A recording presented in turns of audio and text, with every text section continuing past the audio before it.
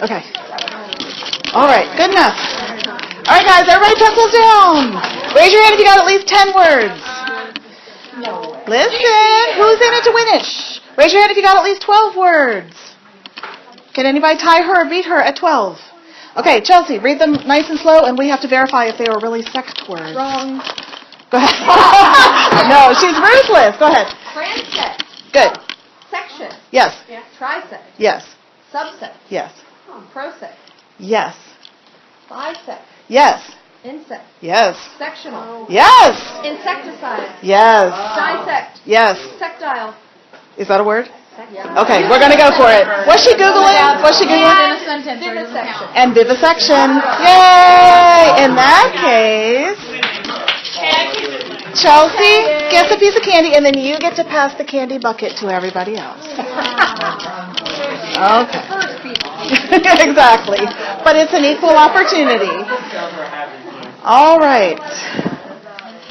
This presentation is called Visible Learning for Vocabulary, which is shamelessly stolen from, do you guys know John Hattie? I'm going to talk about some of his research a little bit. Yes, who has all his effect sizes for everything. So he and some buddies wrote Visible Learning for Literacy, which is where most of these ideas came from. So I just wanted to focus on vocabulary. And I am here as your colleague, not as a sim person. Because on the survey that you guys filled out for me, we were about half and half as far as interest and expertise in sim, which I think is a good place to be. I took that as being open to sim, but also open to other things. So hopefully you'll see some of that here. All right, so our advanced organizer, these are our essential questions that we want to answer by the end. First of all, why are our weekly root words so important?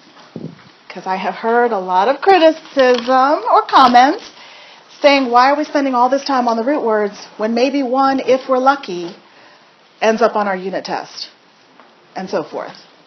Well, we're going to answer that question. Do you want to chime in? Go ahead, Rachel. I don't know exact numbers, but I just from my I don't know, from, I guess the way that my education is that students are capable of learning more words or building a lexicon much quicker if they know the parts of words versus memorizing with the words. That's exactly what we're going to talk about. And we're going to look at our data. What are our strengths as far as vocabulary instruction, and what gaps do we have? What does the research say, which again mostly comes from that book? What does the research say about effective vocabulary instruction? And what can we do to improve student achievement? So, why is vocabulary so critical? Rachel hit the nail on the head. It's all about comprehension. So these words in particular may not appear as a standalone on our unit tests, but think about how vocabulary heavy their science, 8th grade science SOL is, and how all this knowledge of root words and prefixes can help them there. Or reading the passages on our test. We've never done an analysis of how many times those prefixes appear in the passage. We're just looking at the standalone questions. So comprehension improves when you know what the words mean. Since comprehension is the ultimate goal of reading, the importance of vocabulary development cannot be overestimated. Words are the currency of communication. So a robust vocabulary improves all areas of communication, and this is what we're all about in English language arts: listening, speaking, reading, and writing.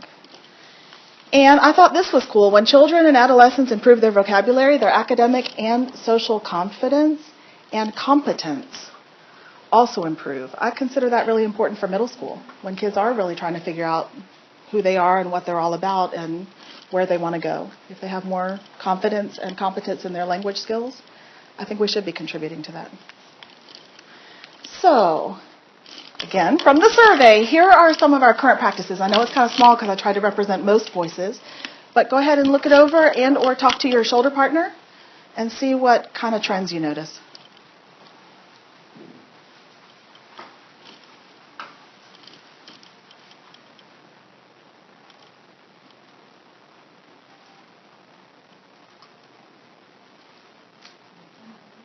I was waiting to see who's going to break the ice. Somebody.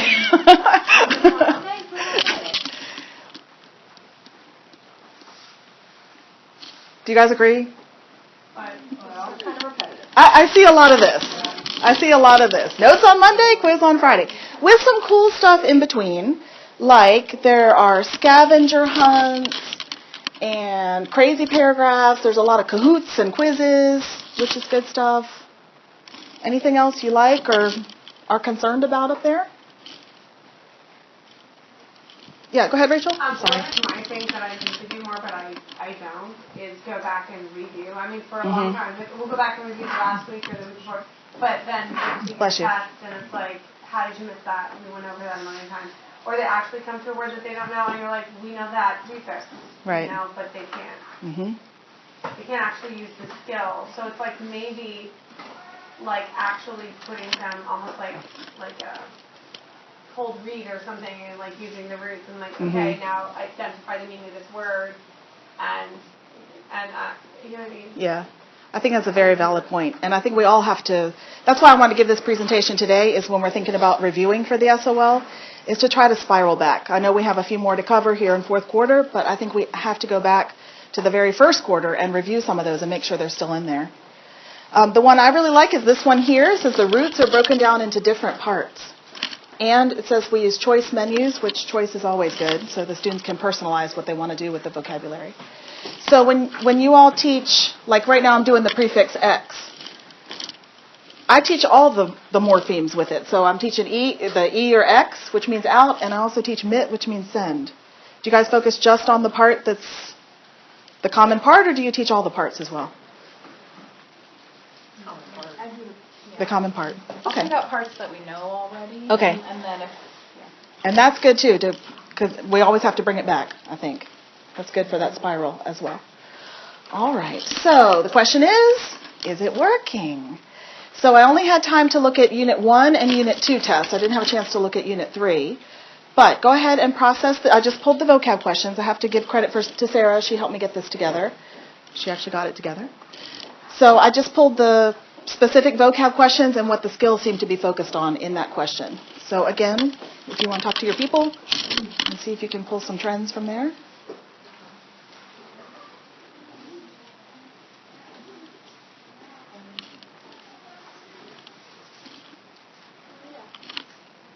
Why are there two different contents on 30 Unit 2? Those are the questions. Oh, I guess those were two separate questions, Oh. but both dealing with context clues, in other words.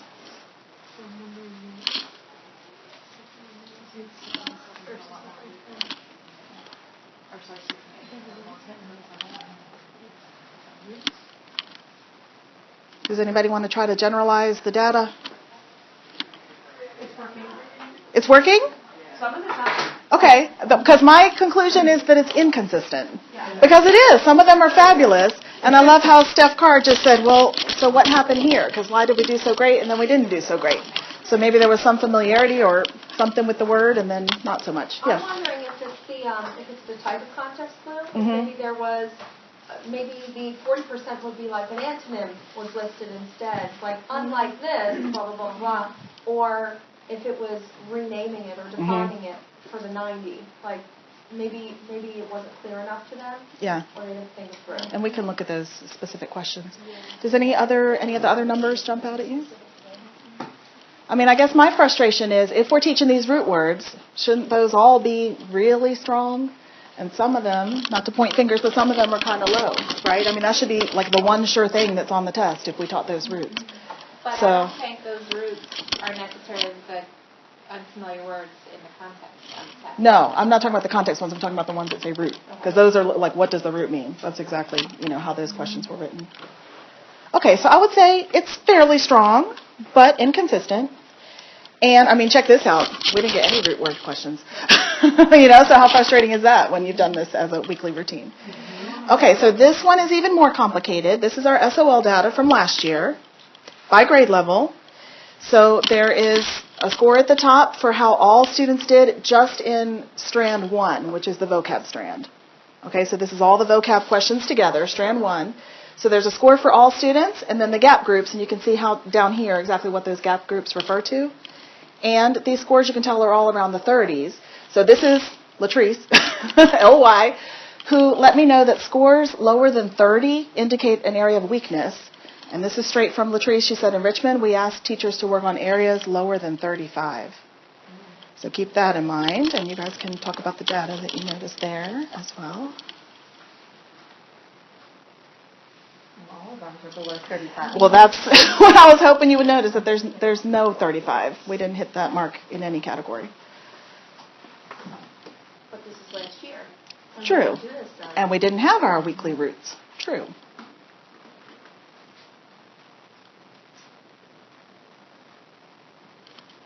That said, if 30 is kind of the hinge point there for week, I mean, we're all hovering around a 30. So if that's, I don't know if that's an area of concern or an area that's a bubble, that we could push it up.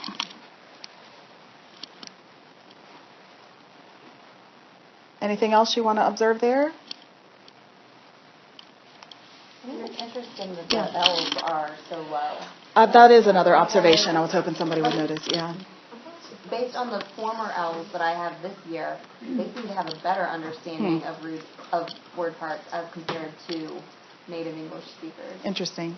And Steph, what do you think about that? I mean, I'm not super surprised because I don't think that they because the disabilities don't have background. I think that those don't have place and background knowledge of them. It's true that any of the root words that come from Latin, many times they're cognates in Spanish, so that would be a strength. But this is not necessarily just root words. This is context clues and those multiple meaning words and all kinds of tricky things.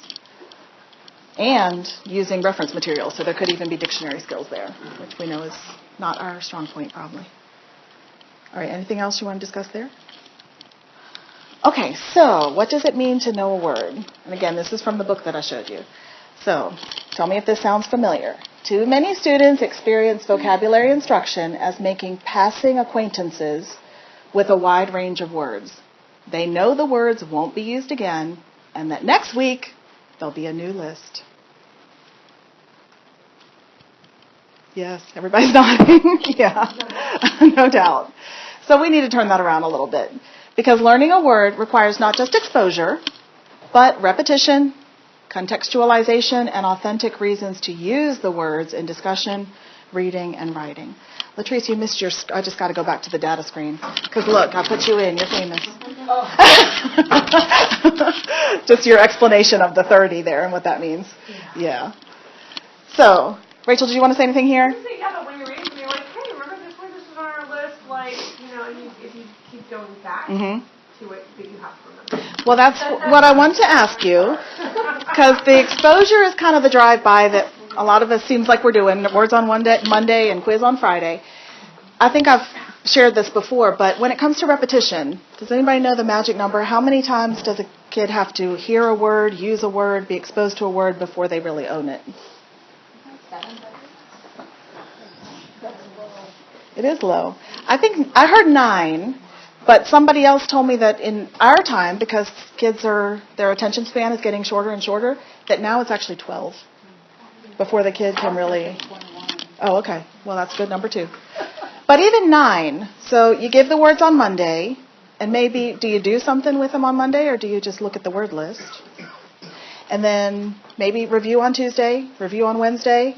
I saw a lot of puzzle on Thursday. Quiz on Friday, we only hit it 6 times. And maybe homework, because I did see some people mentioning homework, that's still 7 times. So, and I'm guilty of it too, because we got to stick to the pacing, the weekly word list. But that's why I try to bring out the old words. And it's funny, like I think Rachel said, so these are the words that we're actually teaching, and anything at the bottom, we go over it every day, just, like call and response. But anything up here is fair game for a bonus. And it's so funny because on the quiz, I'll always put the very last week's word, and there's always at least 5 students who don't even remember the one from the week before. Yeah, the majority does, but there are several who don't. So if they don't remember the previous one, then how, so that's why it's important to keep bringing it back. Okay, any other comments here? Okay, so this is John Hattie. Have you guys seen this chart before? This is his barometer of influence. So Hattie has done research into something like 251 instructional practices. It's probably a bigger list now. And he figures out how effective they are. And his hinge point is this 4.0. So anything that is below or up to a 4.0 means that the kid's going to get it anyway. So just because the kid came to your class when he was 11, by the time he finishes, he's going to be 12. He learned from life. He didn't necessarily learn from your class. Those are developmental effects. So he's going to make that much growth just because he's growing. And then typical teacher effects, that's a little bit better. So just because he was hanging out with you, whether he ever did his homework or whatever, he's going to grow a little bit. But this is like the year's worth of growth that's going to happen anyway. If we want kids to cover gaps and grow more than a year's worth of growth in a year, we got to get them over here. So that's considered the zone of desired effects. Does anybody want to guess what has a reverse effect? Like what practices? Can you think of any practice that would have a negative effect on a kid? We don't even want to think about it. Do you know any, Latrice? I'll put you on the spot. That's fine. Putting kids on the spot. I know, right? Might be a potential one. Just misinformation. That would be, yeah. I don't know if that appears there, but that's, yeah. The one that I know is holding kids back. That's why we don't retain kids. Because the psychological damage of putting them in the same grade again, they cannot recover from. It has a negative effect. So even if we push them on to 8th grade and we know they're not quite ready for 8th grade, it's going to have a more positive effect than holding them back. So that's just an example of one practice that's down there. Okay, so homework. Because I saw a lot of, we work on vocab for homework. Well, homework is a 0.29. So yes, the teacher assigned the homework, that's a teacher effect, but that's not really gaining any ground for the kid. And exposure to reading, we're doing that. I think that's a really good inclusion in our curriculum now is that we are exposing kids to a lot more reading, but that's right on the hinge point. So we're getting there, but we're not really in the zone yet, just by reading. Taking notes. Notes on Monday, quiz on Friday. So taking notes is pretty good. Even better is talking about the words. So if you think about your process on Monday, do the kids pair up and discuss what they understood about the words? Do they give examples, or do they just shuffle it away in their notebook and then think about it maybe later for homework? So giving kids a chance to discuss the words really pushes it over. Even better than that is letting them do something with the words. Organize them in a different way, transform the words, sort the words. That's what I'm going to be talking about a little bit today. Does anybody want to guess what practice I'm going to put right here? Something that is very, very high leverage practice that teachers absolutely have to do when kids are learning something new. Nope. This is not vocabulary specific, just in general. That the kid is gonna, what's that? Pronunciation. Nope. It's not vocab specific, but you do it a lot with your sim stuff. Nope, but that's good too. Visualizing, nope. It's all about, I'm looking at my sim people, my tier 2 people, huh? Oh, routine, that's good too. No. You guys, it's all about the feedback. It's all about the feedback. So if they're working on something and trying to figure out, can I use the word this way? Does this work? If you're right there over their shoulders saying, yeah, that's a great idea, they're going to learn it a whole lot more than if they just look at a list for homework. And a really big one that's all the way down here, don't take this personally, look at that, teacher credibility. So, because I saw on some of those comments, we do vocab on Mondays if we have time. We sometimes write a sentence. So, and I understand, I know we're under pressure too with the pacing, but that's what this means. If the kids hear you saying, this is not so important, we'll skip it this week. Or let's do it just to do it and then stick it in your notebook.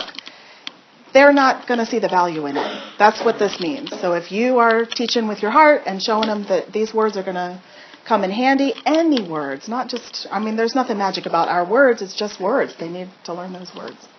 So I just want to emphasize that we have to show the importance to kids for them to see it for themselves. Anything you want to say about Hattie? Do you find any of those numbers surprising or interesting? Where'd the candy bucket? And pass that back to Lynn. All right. So, what are best practices as far as vocabulary is concerned? The first one you will love because, like I said, we do it. Wide reading and looking at words in context. So they call this time on text. So, and I know we've all said, you know, we're reading Hunger Games and then the kids over there with the book closed listening, but are they really spending time on the text? Time on text has the highest payoff in terms of helping students learn many words. And the two best ways to enrich the context for word learning are to read and, again, discuss. I think that's, we always get cut short for time. Close your books, pack up. But we got to make time for that discussion because that's how they process and use it. And then there are two other methods. One is direct instruction, which is a word-specific approach.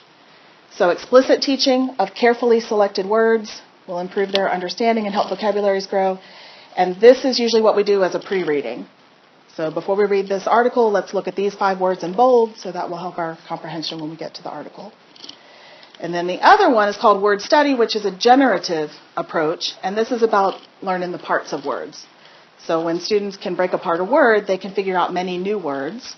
And I thought this was cool, looking at the origins of words can increase their word knowledge, but also their world knowledge. So, like I said, we were about half and half as far as SIM, so I'm going to put you to the test. Because there's only 2. SIM only has 2 vocab strategies. Routines, actually. So what is this one? We'll put Billy on the spot for this one because I know you worked with it a lot. When you choose the word and you specifically teach the word, what routine does SIM have to help us with that one? Links. Because you're choosing the words, you're kind of pre-thinking of the reminding word that's going to help students learn it. So that's kind of like the word of the week or pre-teaching, that kind of thing. And then this one, does anybody know which routine this is where you break apart the words? Yes.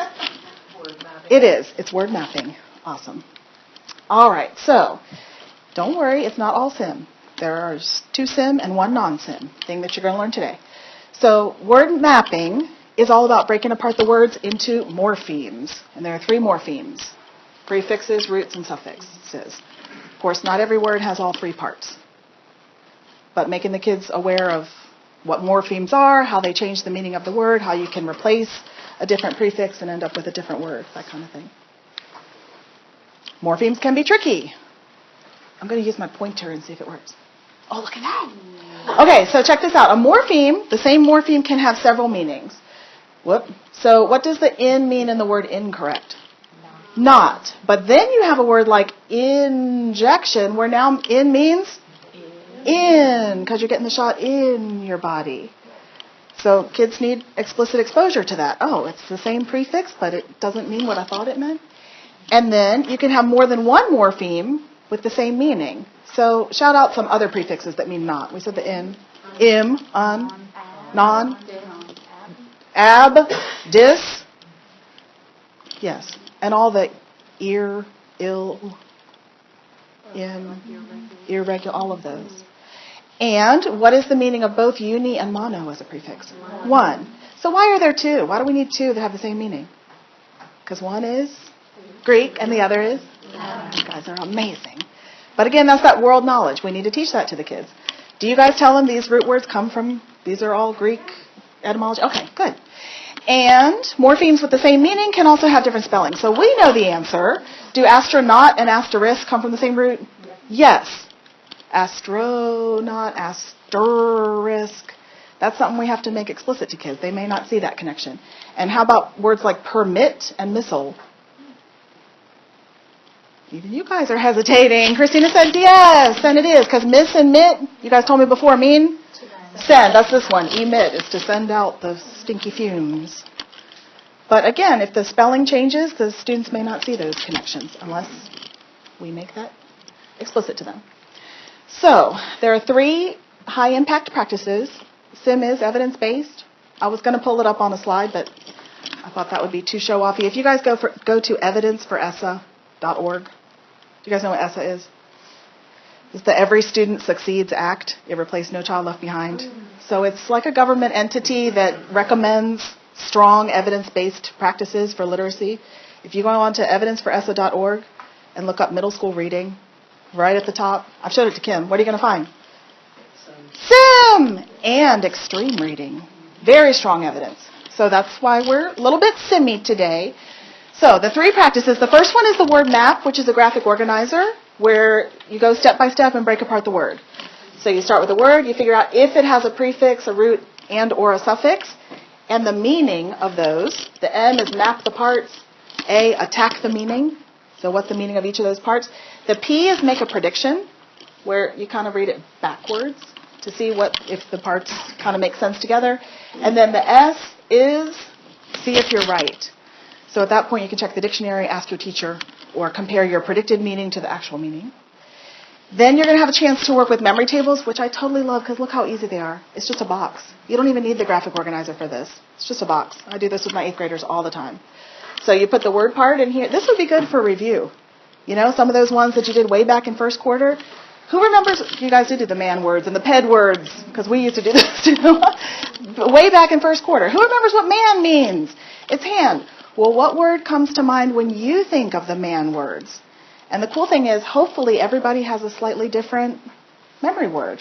Because I might remember manicure and you might remember manual or manipulate or maneuver, whatever else is in there.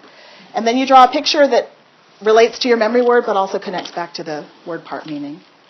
Very simple to do. And word mapping offers this way to sort words where, like the in that sometimes means not and sometimes means in. This was a tree with the prefix re. So sometimes re means, can you guys see it or do you know? Reread. Again, read it again. And the mirror reflects. Comes back. Yes. So you'd give the kids a bunch of words or let them find words where the re in some of the words means back and in some of the words means again. They have to sort those out. And the fun thing there is that not every word that starts with re has to do with the prefix re. Like one of the tricksters down here is the word read. Right? If you cut off the re, there's nothing left. Because read is the root word of that word. But again, would kids realize that? Or do they think any word that starts with re, means again? So anyway, sort out the tricksters and then the two meanings. That's one way to do this kind of sort. So you're going to learn about that today. And I have this other book called Word Study That Sticks. And I'm going to show you 3 practices there, research-based practices, that, check this out, hopefully will take students beyond rote memorization to the realm of high-level critical thinking and application of this thinking to make categorical judgments. Doesn't that sound wonderful? Yes. So here's what we're going to do. Do you guys see the little signs for stations? We're going to shake it up here. And over here in Station 1, which the tables are separate. You guys can join them if you want when you get over there. Sarah's going to be the facilitator of word maps over in Station 1. You have access to her as a facilitator, but I think 60% of you said that you'd rather learn alone than in groups. So you will have everything you need if you just want to look at your materials and try to learn independently. There are learning objectives for each station. So your facilitator has to sign off. You don't know what they are yet. Your facilitator has to sign off, so you're kind of doing a map. You'll get signatures at each station to show that you achieved your objectives, and then you'll be able to move on. And these are like 5-minute, 7-minute stations, like super fast. Have to be very efficient. The second station is here in the middle. Kelly is our facilitator. She's going to help you work with memory tables and those cool trees with the 2 meanings. And I'm going to be over there in the corner with the word stuff. I'm the non-sim person. See? No, you guys are not impressed. Actually, so we stopped there. So wait a minute. Here we go. Everybody gets a packet. Just get what you get. And don't throw a fit. Are you participating? Awesome. Good. Let's see. Kelly already has one, so you don't need one. Oh, wow. I have just the right number. That's amazing. You guys cheated. There's no way you're all 3s. They were totally random order. Well, look at the box. Yes. Oh, I'm sorry. Gotcha. Look at the number on the top. Is that an extra? Okay. And meet up with your people in your station. You can decide if you want to take all your stuff or if you trust your people to leave it behind.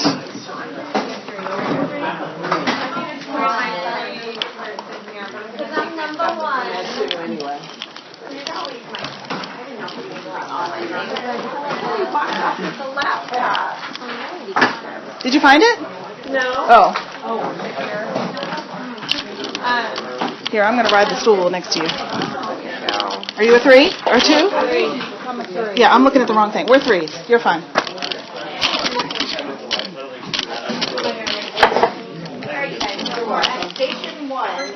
What are you? Oh, go ahead. We're at memory table Latrice, will you be my timekeeper?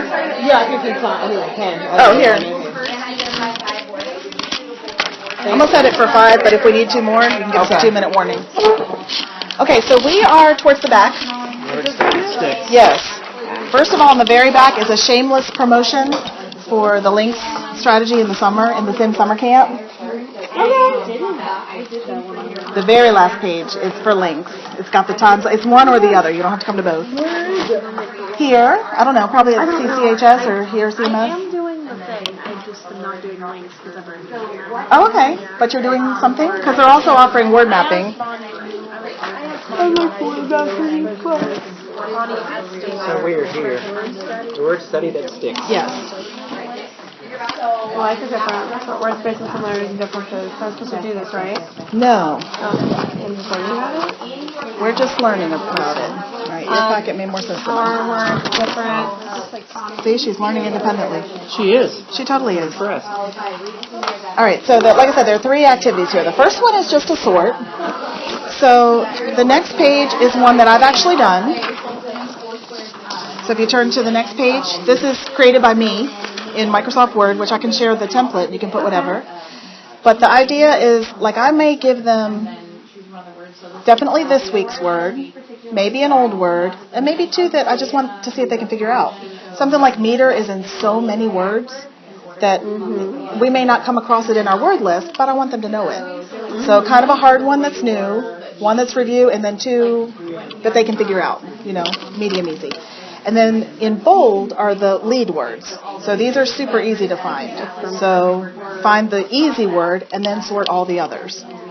So that they would cut them all out, and on a big piece of poster paper, these would be your headers, and then these are the first words to get you going, and then sort out all the other ones.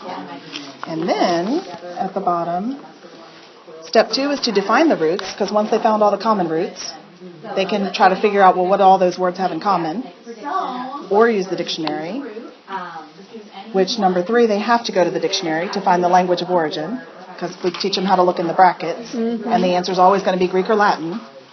So that's good practice, because just trying to find stuff in the dictionary is something they need. You got them really fast with that. But do your little dictionaries have the etymology? Probably not. See, that's the problem. See, they didn't. I'm trying to remember. They Little don't. ones do not. I don't have little ones, so I have big ones. I have some. I kept some of the old school big ones for things like that. So do you do this like each kid, or do you do it shoulder class? Either partners or sometimes a group of 4. But that's a good way to differentiate. Cool. And then, so this was, I'm pretty sure this was a group of 4, because they had to choose 16 of the words and write them in sentences, but that ends up being 4 per student, so that's not too terrible. And they have their own paper to glue them on, or you give them that too? I just have like that size paper. You can get it at the dollar store. Like Dollar Tree. Yeah. Perfect. And then there's a challenge. They can add their own words and think of other words, so there are ways to differentiate that. Okay, these are some ready-made ones that I downloaded from wherever. Well, keep looking here. These are just different sorts. Okay. So this one is cool because it gives you the prefix, but then you have to match it to a word to make a word. So that's a little bit more challenging, isn't Yes, it is. Subtitles. So they match these and they follow these steps again, right? Yeah, or you might need to change the directions for this one. Okay. Because the other one they're looking just for commonalities. This one they're trying to make so it like they're just looking for supermarket. commonalities. Yeah. Got it. Supermarket. Perfect. We do this in first grade after once they have all their root words, then we make them create their own words. Like playing with the parts. Yeah. And then See, that's awesome. based off of what you know, Okay. Do you guys do superheroes too? Or no? I think there was a superhero last year. This one, I guess it's similar to mine. It gives you the root word and then the words that are sorted with it. And then one of these, are we going to beep? Okay, when we beep, just click the big button and then add 2 more minutes. All right. Okay. And then this one I thought was really cool, like if you do the suffix shun, but look at all the varieties, because it could be ION, TION, Asian, and Ishan. Yeah. So just different options for sorts there. All right, so going back to that word study page. The second one was shades of meaning, which I did a cool one today. I want to show you. I should have this out.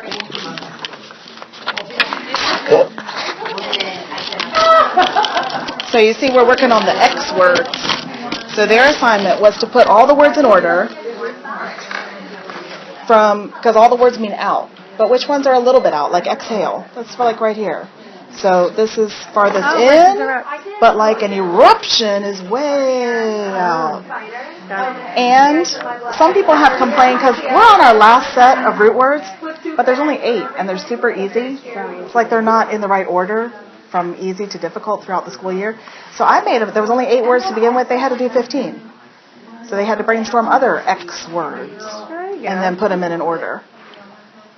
So, and I love this one because look at that. Her furthest out was how she's going to exceed the limits. And see, that's, isn't that beautiful? Yeah. These are honors kids, you know.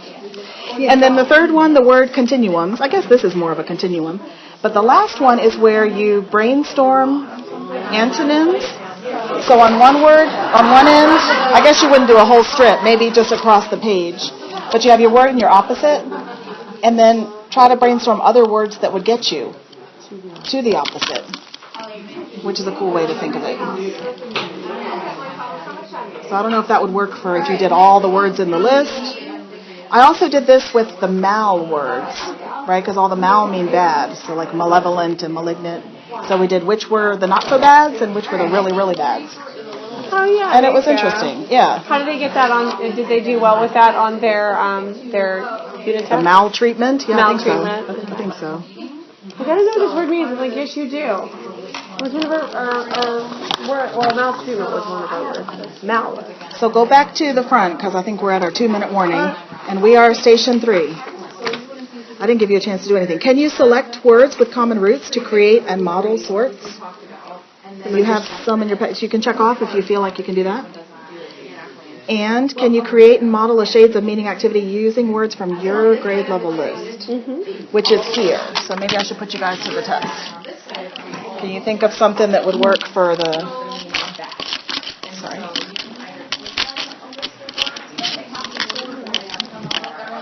You guys can look at the words too. Is there a word...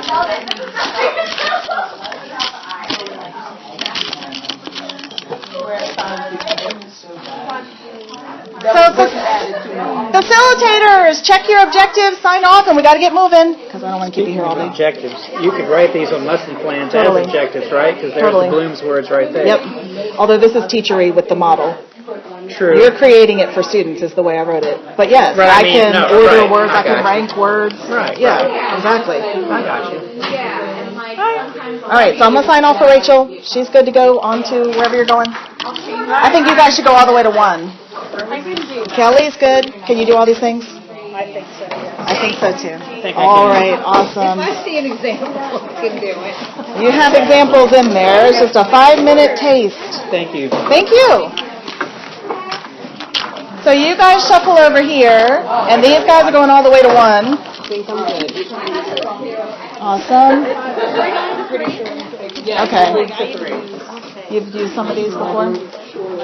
Yeah. Use the one minute.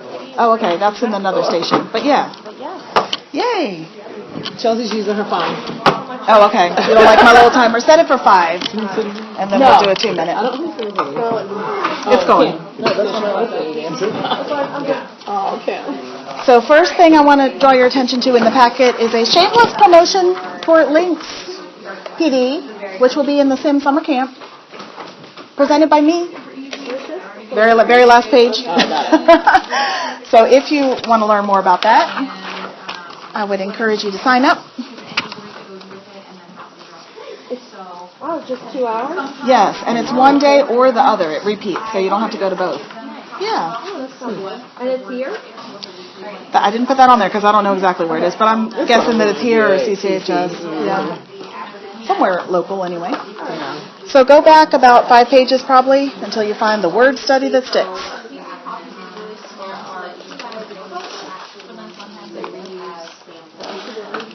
So the first activity that they suggest for students to get engaged in word study is a sort. Just a sort. So on the next page, I just made this in Word. Super easy. But this is something that I've done.